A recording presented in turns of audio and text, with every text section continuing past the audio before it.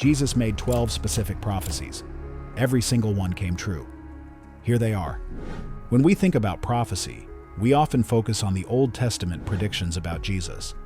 But what about the prophecies Jesus himself made? During his ministry, Jesus didn't just teach and perform miracles. He made specific, verifiable predictions about future events.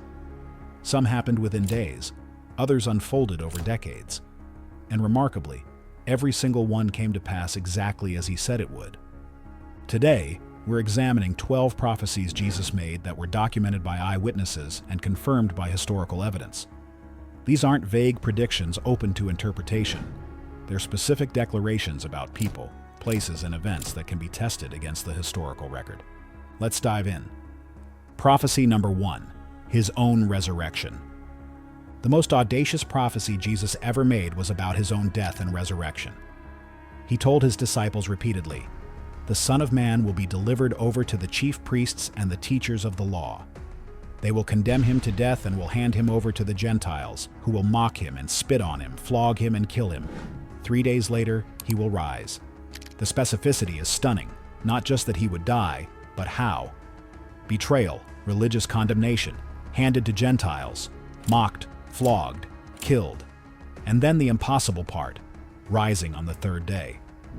His enemies remembered this claim so well, they posted guards at his tomb.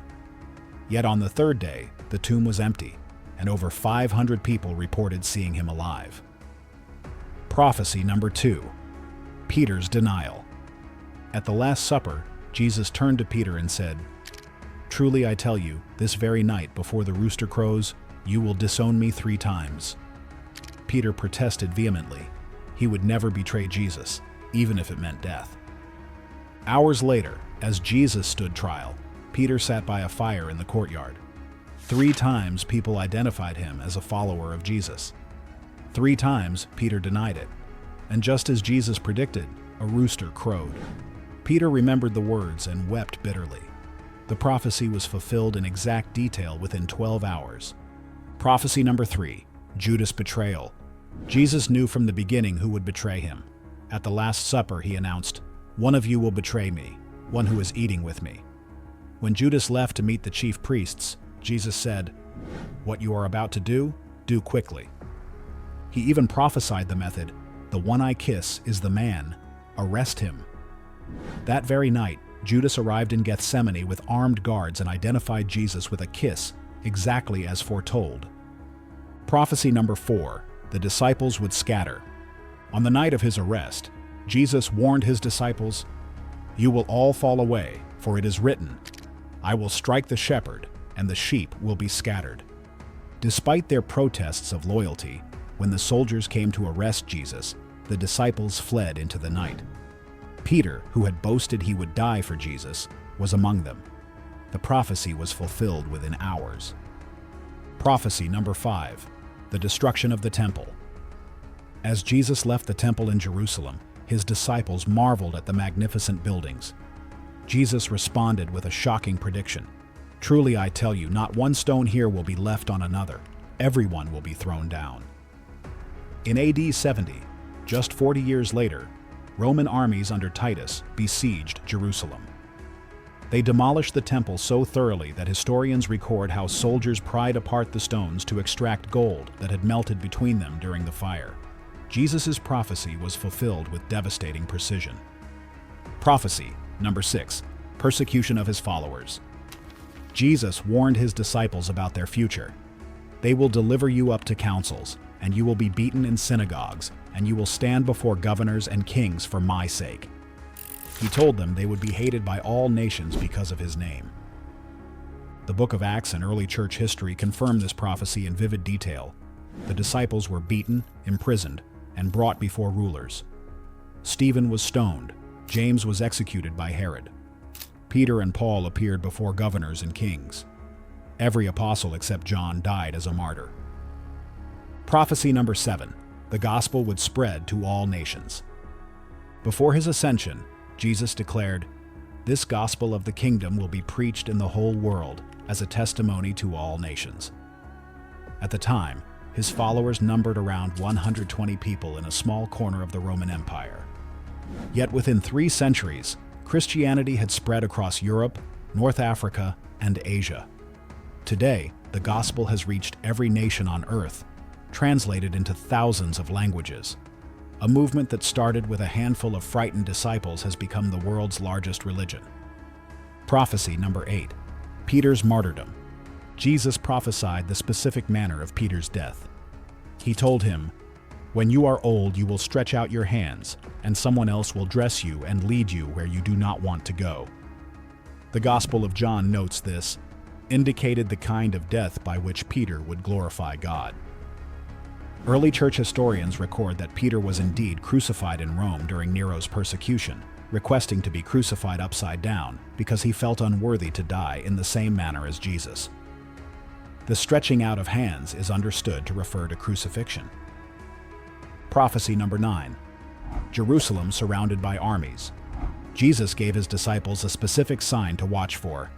"When you see Jerusalem being surrounded by armies, you will know that its desolation is near. Then let those who are in Judea flee to the mountains." In AD 66, Roman armies under Cestius Gallus surrounded Jerusalem but mysteriously withdrew. Christian historians report that believers remembered Jesus' warning and fled the city.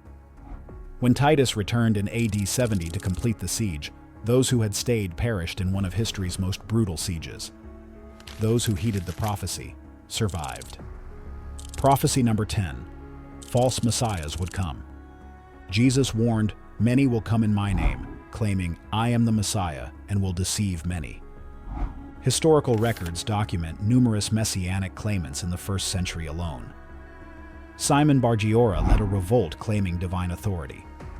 Theudas gathered followers promising miracles.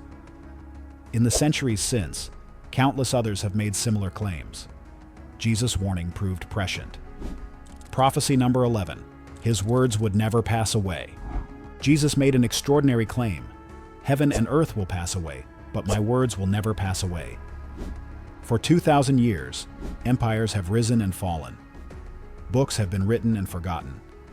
Yet the words of Jesus remain the most published, translated, studied, and influential teachings in human history.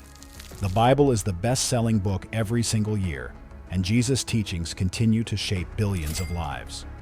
Prophecy number 12. He would return. Jesus promised his disciples, "I will come back and take you to be with me."